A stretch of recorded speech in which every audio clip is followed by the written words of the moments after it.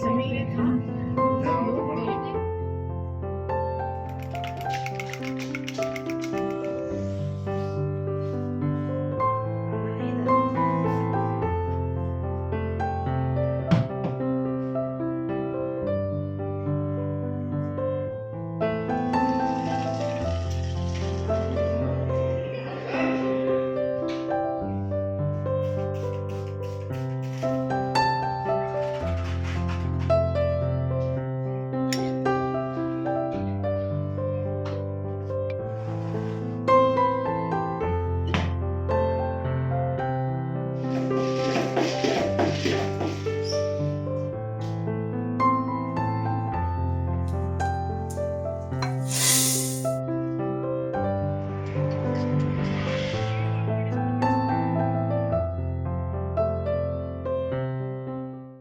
बिस्मिल्लाहिर्रहमानिर्रहीम। अस्सलाम वालेकुम वरहमतुल्लाहि वबरकातुहू। अल्लाह ताला के नाम से आज के दिन की शुरुआत करते हैं और सबसे पहले दरूद पाक पढ़ लेते हैं। अल्लाहुम्मा सल्ली अला सय्यिदना व मौलाना मुहम्मदिन व आला आलिहि वसल्लम। अल्लाह ताला से बस यही दुआ करते हैं कि आज का दिन हमारे लिए बरकत वाला हो, घर में सुकून हो और रिस्क में इजाफा हो और हर छोटा काम भी इबादत बन जाए, आमीन। तो चलिए मेरे साथ शुरू करते हैं मेरा सिंपल सा डेली रूटीन। तो हर दिन की शुरुआत होती है छोटी छोटी जिम्मेदारियों से और आजकल ना ठंड का मौसम चल रहा है, जनवरी का मंथ है और आप सब जानते हैं कि जनवरी की जो सुबह होती है वो बहुत ज़्यादा ठंडी होती है। थोड़ी ठंड है इसलिए उठने में थोड़ा सा टाइम लग जाता है आजकल। और अभी जब का ये व्लॉग है ना तो बेटे के स्कूल्स भी बंद चल रहे थे, छुट्टियां थी उसकी ठंड की वजह से, तो वो थोड़ा सा उठने में थोड़ा सा लेट होता था। लेकिन हस्बैंड को जाना होता है ऑफ़िस, उनका तो ऑफ़िस बंद नहीं हो सकता है, तो उनको जाना होता है इसलिए सुबह उठना पड़ता था, फिर नमाज़ वगैरह भी पढ़नी होती है। तो ब्लैंकेट से बाहर आने का तो बिल्कुल भी मन नहीं करता है, लेकिन जैसे ही ब्लैंकेट से बाहर आती हूँ, अगर बेटा भी उठ जाता है तो फिर मैं सबसे पहले अपना बेड ठीक कर लेती हूँ। अगर वो थोड़ी सी लेट में उठता है, जैसे छुट्टियाँ हैं और ठंड में बाहर निकलेंगे खेलेंगे, तो मैं सोचती हूँ थोड़ा सा और वो सो जाए, फिर स्कूल के टाइम पर तो उसे सुबह उठना ही पड़ता है। तो सबसे पहले मैं अपना बेड ठीक कर लेती हूँ, इससे मुझे ना एकदम पॉजिटिव सा फील होता है, रूम जो है वो एकदम साफ़ लगता है, क्लटर फ्री लगता है। तो सुबह उठते ही ना सबसे पहले बेड को ठीक करना, बिखरी हुई चादर ब्लैंकेट वगैरह को अच्छे से रखना, जैसे अपने ही दिन को एक नई डायरेक्शन देना होता है, या आप कह लें कि अपने दिन को एक ऑर्डर देना होता है। तो ये छोटी सी जो आदत है ये मुझे अंदर से ना थोड़ा सा काम कर देती है। बेड बनाने के बाद में फिर मैं आ जाती हूँ, थोड़ी बहुत डस्टिंग वगैरह होती है तो वो कर लेती हूँ, फर्नीचर पे, शेल्फ टेबल वगैरह पे। रात भर जो धूल होती है वो जम जाती है और मेरा जो घर है ना वो ऐसी जगह पर है जहाँ पर धूल बहुत ज़्यादा आती है, तो वो सारी धूल रात भर में पता नहीं कहाँ से आकर जम जाती, तो उसे मैं अच्छी तरह से क्लीन कर लेती हूँ। और ये मुझे लगता है कि ऐसा फील होता है जैसे मैं अपने घर को ना एक गुड मॉर्निंग कह रही हूँ, जैसे बाकी लोगों को उठ के सुबह कहते हैं वैसे अपने घर को, अपने फर्नीचर वगैरह को मैं गुड मॉर्निंग कह रही हूँ। पहले मैं ड्राई क्लॉथ से डस्टिंग करती हूँ ताकि जो धूल वगैरह हो वो चिपके ना फर्नीचर पे, वुडन की चीज़ों पे बहुत जल्दी धूल चिपक जाती है। उसके बाद में मैं क्लीनर लेती हूँ, कोई भी आप क्लीनर ले सकते हैं, आप चाहें तो होममेड बना सकते हैं घर पे या फिर आप मार्केट वाला ले सकते हैं। उससे मैं अच्छी तरह से सारा वुडन का फर्नीचर और बेड वगैरह डस्टिंग अच्छे से कर लेती हूँ, जिससे मतलब ये जो सारी चीज़ें वो अच्छे से एकदम क्लीन हो जाती हैं। जब सुबह सुबह घर साफ़ हो ना तो फिर दिन भी बहुत अच्छा निकलता है, आपको एकदम पीसफुल सा लगता है, सारे काम जल्दी ख़त्म हो जाते हैं। और उसके बाद में आपका खुद का मी टाइम होता है जिसमें आप कुछ भी कर सकते हैं, चाहे वो आपका स्किन केयर हो या फिर यूट्यूब पे वीडियोस बनाना अगर आप व्लॉगिंग करते हैं, या फिर और भी बहुत सारे घर में काम होते हैं जो कि हम हाउसवाइफ के लिए होते हैं, तो वो आप उस टाइम में काम कर सकते हैं। एनीवेज़ यहाँ पर मैं अपने जो मेरा जो ड्रेसिंग टेबल है उसकी सफाई कर रही थी, और मैं यहाँ पर ये अलार्म क्लॉक की भी थोड़ी बहुत डस्टिंग कर लूँगी। और ये जो अलार्म क्लॉक है ना ये मैंने मंगाई थी मीशो से, और मतलब ठीक थी, बहुत ज़्यादा अच्छी नहीं है क्योंकि इसमें ना जो बैटरीज़ हैं बहुत जल्दी डेड हो जाती हैं, मतलब 2 बैटरी शायद पड़ती हैं इसमें या 1, और वो बहुत ही मुश्किल से 10 दिन चल पाती होगी और वो डेड हो जाती है। तो मैं इस क्लॉक से बहुत ज़्यादा परेशान हूँ। मैं हर 10 दिन में इसमें नई बैटरी डालती हूँ और वो ख़त्म हो जाती है। और यहाँ पर ये जो आपको रोज़ दिख रहा है ना, ये मेरे हस्बैंड ने मुझे ला के दिया था, मतलब एज़ अ सरप्राइज़। और वैसे वो रोज़ वगैरह बहुत कम देते हैं, लेकिन फ़र्स्ट टाइम लाए थे तो मुझे यकीन भी नहीं हो रहा था कि ये वो लाए हैं। मैंने कहा कि आपको किसी ने दिया होगा, तो बोले नहीं, मैं तुम्हारे लिए स्पेशली लेके आया था ऑफ़िस से जब आ रहा था। तो मैं तो बहुत ज़्यादा खुश हो गई थी और इसको मैंने डाल दिया था पानी में, ताकि ये थोड़े दिन तक फ्रेश रहे। अच्छा, जब इस तरह के छोटे-छोटे से सरप्राइज़ हस्बैंड देते हैं ना अपनी वाइफ़ को, तो कितना अच्छा लगता है। मतलब हम वाइफ़ जो होती है ना, हमको बहुत बड़ी-बड़ी चीज़ें नहीं चाहिए होती, छोटी ही चीज़ों में हम लोग खुश हो जाते हैं। एनीवेज़ डस्टिंग वगैरह करने के बाद में मैं थोड़ी देर विंडो खोलकर बाहर देख रही थी, फ्रेश हवा चल रही थी और आज कोहरा भी नहीं था ज़्यादा, तो इसलिए धूप निकली हुई थी, तो मौसम थोड़ा-सा अच्छा हुआ था। तो मैं वही देख रही थी यहाँ पर विंडो पे खड़ी होकर थोड़ी देर। बहुत सुकून सा मिलता है और कुछ लम्हों के लिए विंडो के पास खड़ा होना, जैसे जो ठंडी हवा होती है और सॉफ्ट सी रोशनी आ रही होती है और जो बाहर की ज़िंदगी को खामोशी से महसूस करना होता है ना, वो बहुत सुकून देता है। सुबह की रोशनी, चिड़ियों की आवाज़ और वो छोटा सा सुकून, जैसे आपका जो दिन है वो पूरे दिन के लिए आपके अंदर एक एनर्जी बन जाता है।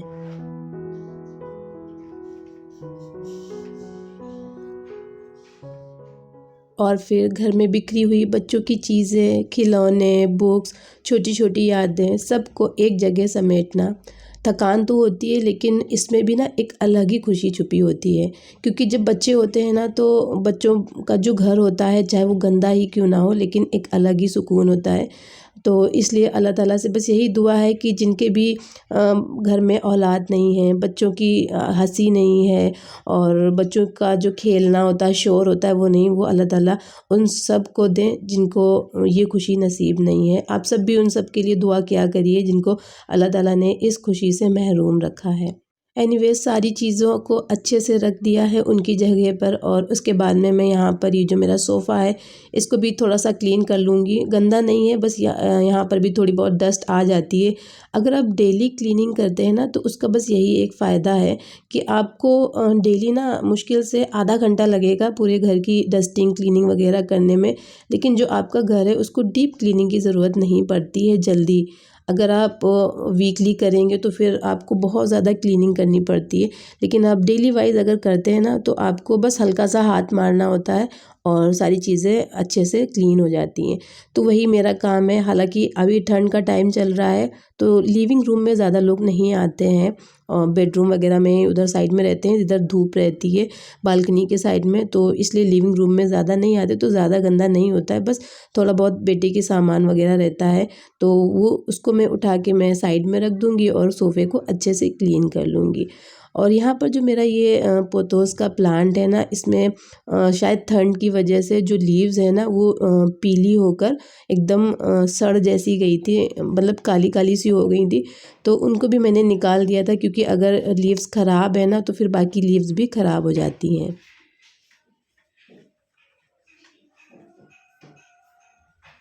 तो सारी बिखरी हुई चीज़ों को मैंने समेट कर रख दिया था और फिर शुरू होता है असली काम, जो कि है झाड़ू लगाना, मॉपिंग करना। और ये थोड़ा-सा आजकल ठंड के टाइम में ठंडा-ठंडा सा फ़ील कराता है। तो हर कदम के साथ ना घर भी एकदम साफ़ हो जाता है, आपका मन भी एकदम साफ़ हो जाता है अगर आपका घर साफ़ होता है।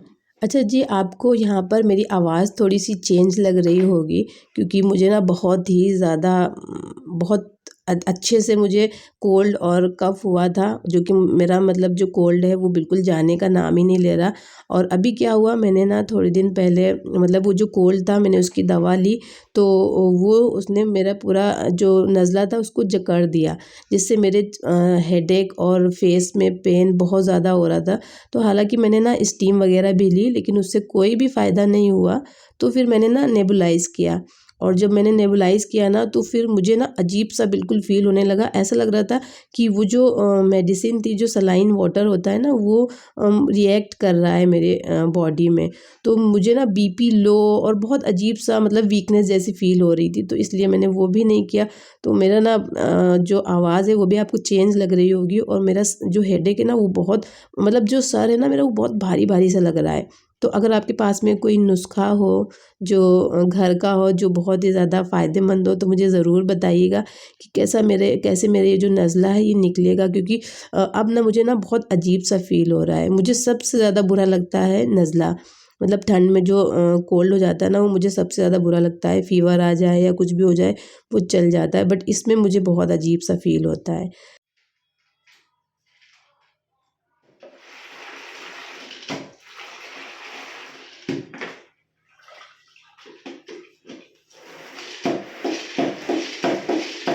मैं ना ठंड के मौसम में जब मॉपिंग करती हूँ ना तो हमेशा गर्म पानी से करती हूँ। और ये जो मेरा मॉप है इसमें हाथ भिगाने की ज़रूरत भी नहीं पड़ती है, तो मैं गर्म पानी से करती हूँ, जिससे जो फ्लोर है वो बहुत अच्छे से क्लीन हो जाता है और सारे जो भी इसमें जर्म्स वगैरह हैं वो भी अच्छे से मर जाते हैं। और लिक्विड मैं ज़रूर डालती हूँ, जो फ्लोर क्लीनर होता है ना वो मैं ज़रूर डालती हूँ इसमें, उससे अच्छी सी स्मेल भी आ जाती है घर में और सारे जर्म्स वगैरह भी ख़त्म हो जाते हैं।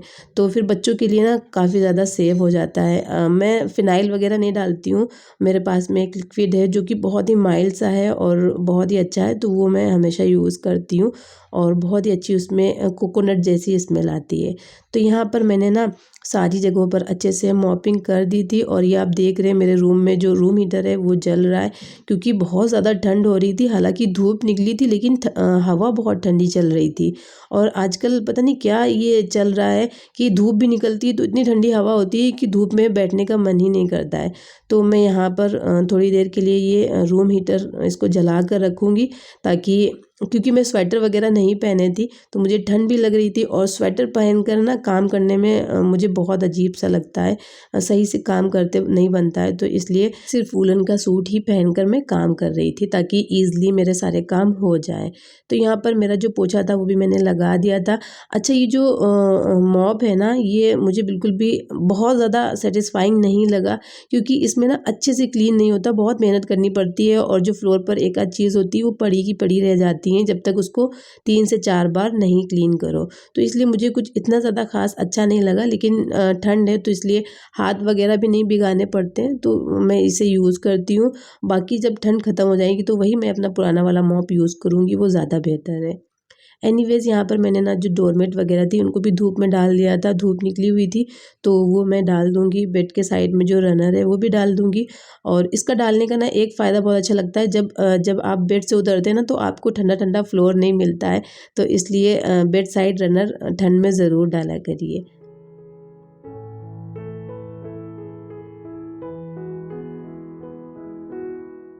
सारा काम कंप्लीट करने के बाद में अब हो गया था लंच का टाइम, तो मैं लंच की प्रिपरेशन कर रही थी। अच्छा, मैं यहाँ पर आपके साथ में ना एक बहुत ही क्विक और बहुत ही टेस्टी सी आलू गोभी की रेसिपी शेयर करूँगी आप लोग के साथ में। एकदम जो ड्राई वाली बनती है वो वाली, और मैं किस तरह से बनाती हूँ तो वो मैं आपको बताती हूँ। मैं बहुत टाइप से बनाती हूँ आलू गोभी की सब्ज़ी, मुझे डिफरेंट डिफरेंट टाइप से बनाना अच्छा लगता है। तो लेकिन मैं जो ये सिंपल मतलब मेरी जो गो टू रेसिपी है ना वो ये वाली है, तो ये रेसिपी आपके साथ में शेयर कर रही हूँ। एक बार आप लोग ज़रूर ट्राई करिएगा, बहुत अच्छी बनती है, बहुत ही क्विक सी है। तो सबसे पहले ना आपको ऑयल ले लेना है और थोड़ा-सा ऑयल ज़्यादा जाता है आलू गोभी में। जो मैं ये रेसिपी शेयर कर रही हूँ उसमें मतलब नॉर्मल ऑयल से ज़्यादा जाता है। फिर उसमें आपको ढेर सारा ज़ीरा डाल लेना 1 टीस्पून भर के, और उसमें अगर आप चाहें तो जिंजर गार्लिक का पेस्ट डालें, अदरवाइज़ आप स्किप भी कर सकते हैं। फिर उसमें आलू और गोभी को डालकर अच्छे से इसकी आपको भुनाई कर देनी है। मतलब आलू और गोभी को या फिर आप अलग फ्राई कर सकते हैं, उसमें थोड़ा-सा ऑयल ज़्यादा लगेगा, लेकिन मैं इसी में अच्छे से इसकी भुनाई कर देती हूँ, ताकि जो गोभी है वो सॉफ्ट भी हो जाए और सारा टेस्ट भी अच्छे से आ जाए। तो यहाँ पर भुनाई मेन इम्पॉर्टेंट चीज़ है, उसके बाद में तो कुछ भी नहीं है, बस आपको बेसिक से मसाले डालने हैं और फिर आपकी आलू गोभी जो है वो डन हो जाती है। तो यहाँ पर मसालों में मैं डालूँगी थोड़ा-सा हल्दी पाउडर, थोड़ा-सा लाल मिर्च का पाउडर, थोड़ा-सा मैं डालूँगी इसमें कुटी हुई लाल मिर्च और भुना कुटा ज़ीरा और धनिया का पाउडर, और फिर लास्ट में मैं इसमें डाल दूँगी थोड़ा-सा पाव भाजी मसाला। अगर आपके पास में सब्ज़ी मसाला है या फिर किचन किंग जो आता है वो भी डाल सकते हैं, लेकिन पाव भाजी मसाला डालने से ना बहुत अच्छा सा टेस्ट आ जाता है। तो मैं थोड़ा-सा बिल्कुल डालूँगी और फिर डाल दूँगी इसमें नमक अपने टेस्ट के अकॉर्डिंग, और इसको ना अच्छे से मिक्स कर लेना है। मिक्स करने के बाद में आपको इसे ढककर हल्की हल्की आंच पर पकने के लिए छोड़ देना है। और आपकी जो ये आलू गोभी की सब्ज़ी है ये एकदम तैयार हो जाएगी। इसे ना आप पराठे के साथ में खाएंगे, बहुत अच्छी लगेगी, और पूड़ी के साथ में भी बहुत अच्छी लगती है। तो जब भी आप पूड़ियाँ बनाएं ना तो इस सब्ज़ी को एक बार ज़रूर बनाकर देखिएगा, बहुत अच्छी लगती है। अच्छा, ये जब सब्ज़ी बच जाती है ना तो फिर मैं इसके पराठे बना लेती हूँ। तो आलू और गोभी दोनों मिक्स होकर इसके पराठे भी बहुत अच्छे लगते हैं। तो आप लोग ना इस सब्ज़ी को एक बार ज़रूर बनाइएगा। अच्छा, आप लोगों ने ना जब अभी मैं डस्टिंग कर रही थी तो उसमें जो अलार्म क्लॉक थी उसमें आपने टाइम देखा होगा, अगर गौर किया होगा तो उसमें 12:30 हो रहा था आई थिंक। तो उस पर मत जाइएगा क्योंकि वो घड़ी गलत चल रही थी। अब मैंने आपको बताया ना उसके सेल डेड हो जाते हैं तो फिर वो वहीं पे रुक जाती है, तो वो सही नहीं टाइम था। और अभी लंच का टाइम हुआ था तो मैं लंच बना रही थी यहाँ पर। तो लंच में मैं बना रही थी सब्ज़ी, रोटी और दाल चावल और चटनी, बस सिंपल सा लंच था मेरा। तो यहाँ पर मेरी जो सब्ज़ी है वो तैयार हो गई थी। इसमें मैंने ना सूखा धनिया डाला था, मेरे पास रखा हुआ था। अगर आपके पास में ताज़ा हो तो ताज़ा डाल दीजिएगा। हालांकि मेरे पास था लेकिन वो भी मुझे ख़त्म करना था तो इसलिए मैंने इसमें सूखा धनिया डाल दिया था। और यहाँ पर मैं बना रही थी खोया, क्योंकि मुझे गाजर का हलवा बनाना है तो मैं यहाँ पर खोया बना रही थी। और साथ में मैं दाल को फ्राई करने की तैयारी भी कर रही थी।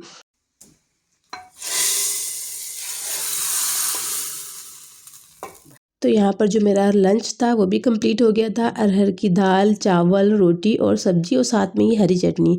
तो ये सिंपल सा कंफर्टिंग सा फूड है जो कि मुझे ठंड में बहुत अच्छा लगता है। और मुझे ना आजकल ठंड में जो नए चावल आते हैं ना उसकी तहरी बनती है और मेथी की खिचड़ी बनती है, अगर आप लोग खाते हो तो वो मुझे बहुत अच्छी लगती है। तो यहाँ पर जो ये राइस मैंने यूज़ किया ना ये नया वाला है। बहुत सारे लोग जानते होंगे, बहुत सारे लोग नहीं जानते होंगे, तो मैंने सोचा आप लोग को बता दें कि ये नया चावल है, थोड़ा सा चिपचिपा सा बनता है स्टिकी राइस की तरह।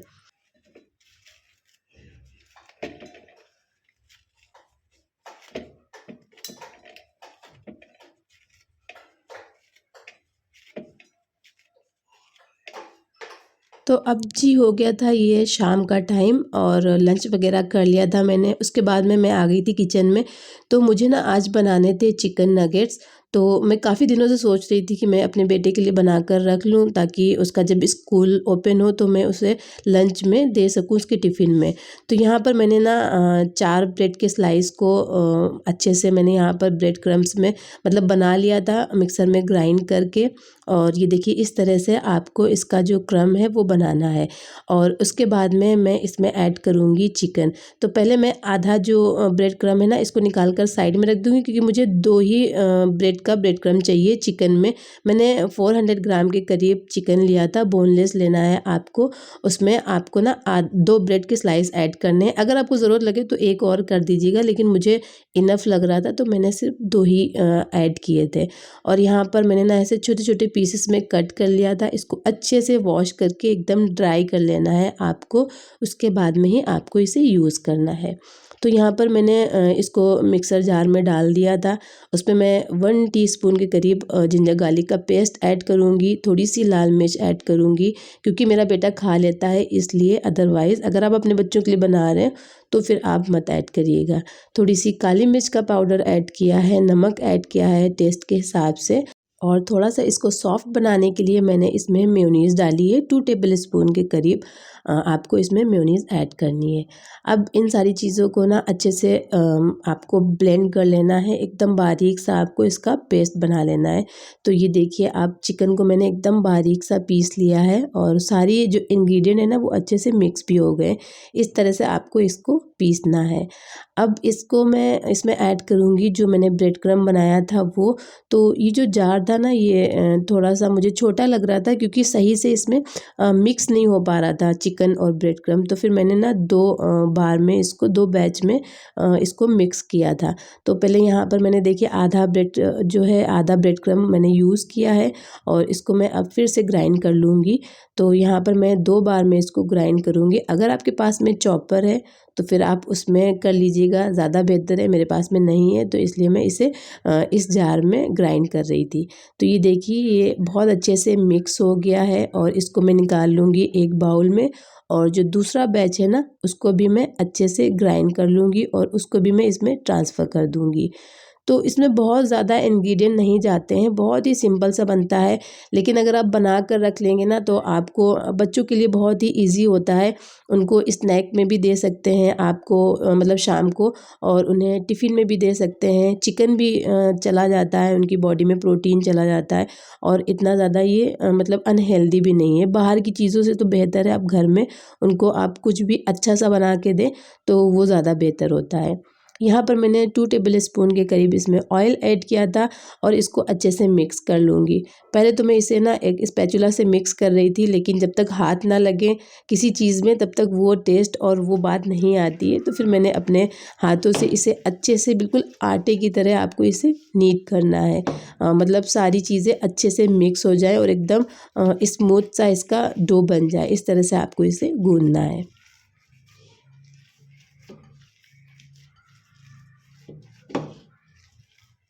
अब मैं ना इसको शेप दे दूँगी, तो मैं आपको यहाँ पर एक बनाकर दिखा रही हूँ कि इस तरह से आप नगेट्स बना सकते हैं। तो बिल्कुल जो मार्केट में मिलते हैं ना फ्रोज़न, उस तरह से आपको लगेगा।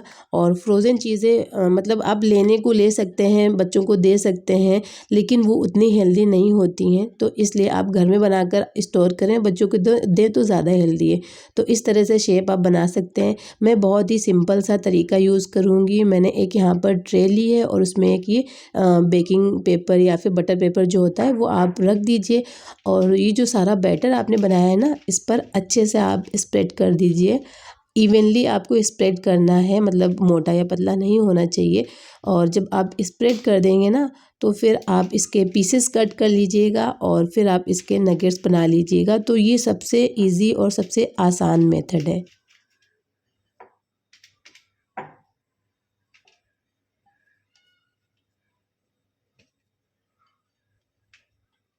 अच्छा, ये रेसिपी तो टिफ़िन के पर्पज़ से अच्छी है ही बच्चों के लिए, लेकिन आप इसे ना रमज़ान में भी बना सकते हैं, क्योंकि रमज़ान का टाइम आ रहा है, 1 ही महीना बचा है रमज़ान को आने में। और मतलब हम सबको ये दुआ भी करनी चाहिए, अल्लाहुम्मा बल्लिगना रमज़ान, कि अल्लाह ताला हमको ना हर साल रमज़ान नसीब करें और अच्छे से ज़्यादा इबादत करने की तौफ़ीक अता फ़रमाए, आमीन। तो यहाँ पर ना आप ये रेसिपी रमज़ान के लिए भी बनाकर स्टोर कर सकते हैं, फ्रीज़र में 1 मंथ तक चलेगी और बिल्कुल भी ये ख़राब नहीं होती है।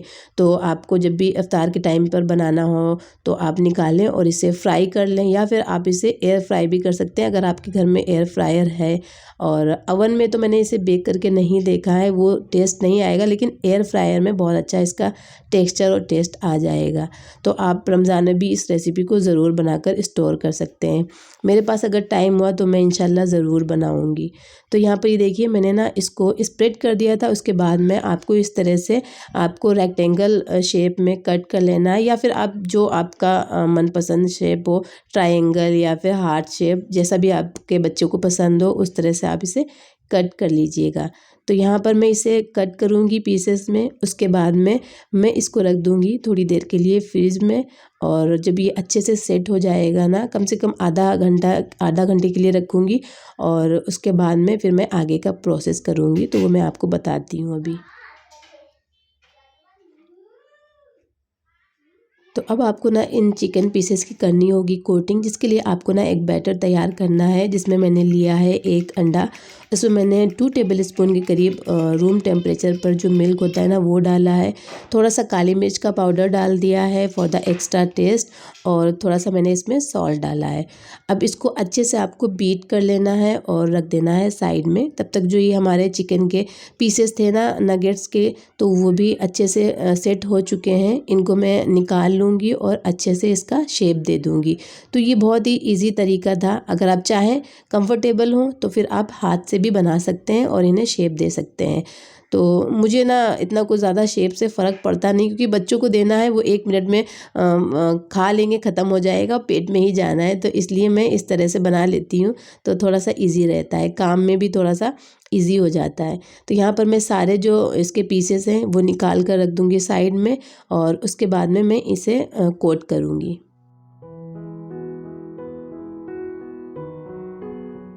तो यहाँ पर ये देखिए इतने सारे पीस बन गए थे, 400 ग्राम के करीब था जो चिकन, और थोड़े से मैंने हाथों से भी शेप देकर बनाया था, तो वो है।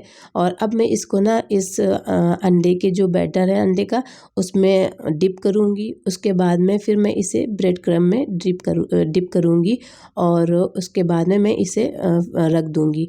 अगर आप अंडा नहीं पसंद कर रहे हैं तो फिर आप ना कॉर्नफ्लावर की जो स्लरी बनती है ना, उसे भी यूज़ कर सकते हैं अंडे की जगह पर।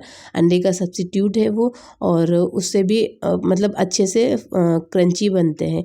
लेकिन अगर आप अंडे से करेंगे तो ज़्यादा बेहतर है। बिल्कुल भी स्मेल नहीं आती है, आप लोगों को लगेगा कि अंडे की स्मेल आएगी, तो वो स्मेल बिल्कुल भी नहीं आती है। और अगर आप इसमें थोड़ा सा काली मिर्च पाउडर वगैरह डाल देना तो बिल्कुल भी अंडे की स्मेल नहीं आती है, बहुत अच्छा टेस्ट आता है। तो यहाँ पर ये देखिए मैंने जो चिकन के पीसेस थे उनको अच्छे से कोट कर लिया है ब्रेड क्रम्ब में। इस तरह से आपको कोट करना है, और उसके बाद में मैं इन्हें रख दूँगी और फिर मैं इसे फ्रीज़र में रखूँगी ताकि ये अच्छे से मतलब फ्रीज़ हो जाए। फिर मैं आपको इन्हें ना फ्राई करके दिखाऊँगी। तो फटाफट से मैं बना लेती हूँ, फिर आपसे मिलती हूँ।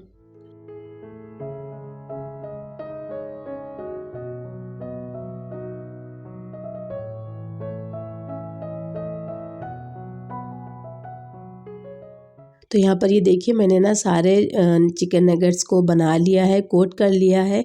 और अब मैं ना जो काउंटर टॉप पे थोड़ा सा गंद फैल गया था ना, उसको क्लीन कर लूँगी, क्योंकि साथ साथ में अगर आप सफाई करते रहे ना तो आपका किचन भी एकदम नीट और क्लीन रहता है। फिर आपको ना काम करने में मन भी लगता है। तो यहाँ पर जल्दी से मैं यहाँ पर क्लीनिंग भी कर लूँगी। और ये मेरी ना आदत है, ये नहीं कि मैं वीडियो के लिए करती हूँ किचन को क्लीन, लेकिन ये मेरी आदत है। मैं काम भी करती जाती, कुकिंग भी करती जाती हूँ, साथ साथ में मैं बर्तन भी वॉश कर लेती हूँ, और साथ साथ में मैं अपना जो ये प्लेटफॉर्म होता है ना, इसको भी क्लीन कर लेती हूँ और गैस को भी क्लीन करती रहती हूँ। तभी मैं अकेले हूँ और मुझे किसी का सहारा तो है नहीं कि कोई आके बाद में मेरा काम करेगा, तो मुझे ही करना है, तो मैं क्यों ना साथ साथ में करती जाऊँ। तो इसलिए मुझे ना बहुत ईज़ी रहता है। और ये देखिए यहाँ पर सारे चिकन नगेट्स बनकर तैयार हैं। अब मैं इसको ना फ्रीज़र में रख दूँगी और उसके बाद में मैं इन्हें निकाल कर फिर स्टोर कर लूँगी। तो ये वीडियो ना काफ़ी ज़्यादा लंबी हो रही थी, इसलिए मैंने फिर जो आगे का फ्राई का जो प्रोसेस है ना, वो मैं आपको नेक्स्ट वीडियो में दिखाऊँगी, क्योंकि अभी इसे ना फ्रीज़ होने में ही कम से कम 5 से 6 घंटे लग जाएँगे। तो मैं इसे पहले फ्रीज़ होने देती हूँ।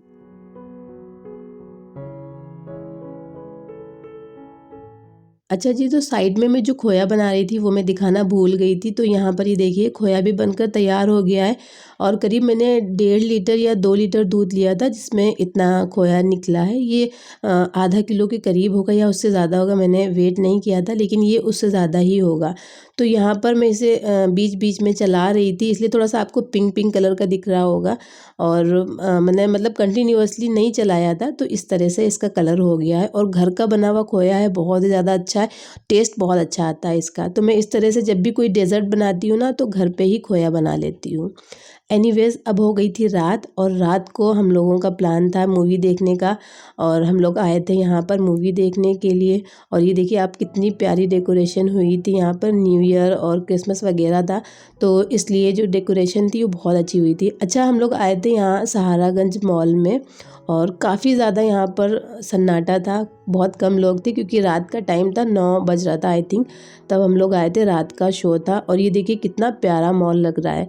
एक टाइम पे ना ये लखनऊ की शान हुआ करता था, जब फिनिक्स और लुलु मॉल वगैरह नहीं आए थे, तो ये लखनऊ की शान हुआ करता था। लेकिन अब बहुत ज़्यादा सन्नाटा रहता है, बहुत सारे स्टोर बंद हो गए यहाँ पर।